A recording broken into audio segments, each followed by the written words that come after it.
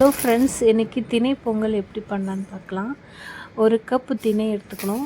1/2 cup moong தால், ரெண்டுத்தையும் roast பண்ணிக்கலாம். Roast பண்ணி ஒரு சைடு வச்சிடலாம். அப்புறம்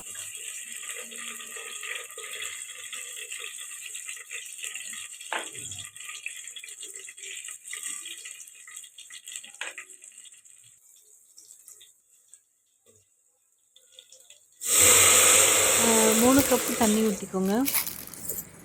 நீங்கள் எவ்வளோ 1 கப் திணை எடுக்கிறீங்கன்னா 3 கப்பு தண்ணி ஊற்றிக்கோங்க. ஸோ நிறையவே தண்ணி ஊற்றினாலும் திணை வந்து அப்சர்வ் பண்ணிக்கும். ஸோ எக்ஸ்ட்ரா தண்ணி ஊற்றினாலும் பிரச்சனை இல்லை. ஸோ தேவையான அளவு உப்பு போட்டுக்கோங்க.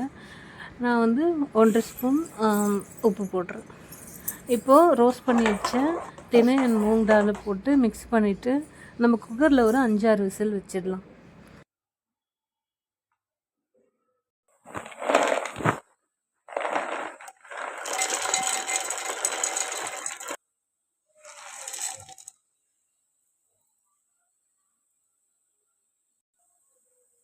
வேர்க்கடலை, பொட்டுக்கடலை, பூண்டு, சின்ன வெங்காயம், கொஞ்சோண்டு புளி, கொஞ்சோண்டுமா இஞ்சி நிறைய சேர்க்க வேண்டாம். ஸோ கொஞ்சமாக தண்ணி ஊற்றி அரைச்சிக்கிட்டா ஒரு நல்ல சட்னி ரெடி ஆகிடும். ஸோ சட்னி ரெடி ஆகிடுச்சு. நம்ம தாளிப்பு போட்டுக்கலாம். எண்ணெய் ஊற்றி கடுகு போட்டு காஞ்ச மிளகா போட்டுக்கோங்க. நான் ஊரடால் போடுவேன் டேஸ்ட்காக. நீங்களும் ஊரடால் எண்ணெய் போட்டுட்டு காஞ்ச மிளகா போட்டுட்டு ரோஸ்ட் பண்ணி தாளிப்பு கொட்டிக்கலாம். இப்போது சட்னி ரெடி ஆகிடுச்சு. இந்த சட்னிக்கும் நம்ம திணை பண்ணி வச்சுருக்க இந்த சட்னிக்கும் இந்த திணை பொங்கலுக்கும் காம்பினேஷன் நல்லாயிருக்கும். நீங்கள் சாம்பார் வேணாலும் வச்சு டேஸ்ட் ரொம்ப நல்லா இருந்துச்சு.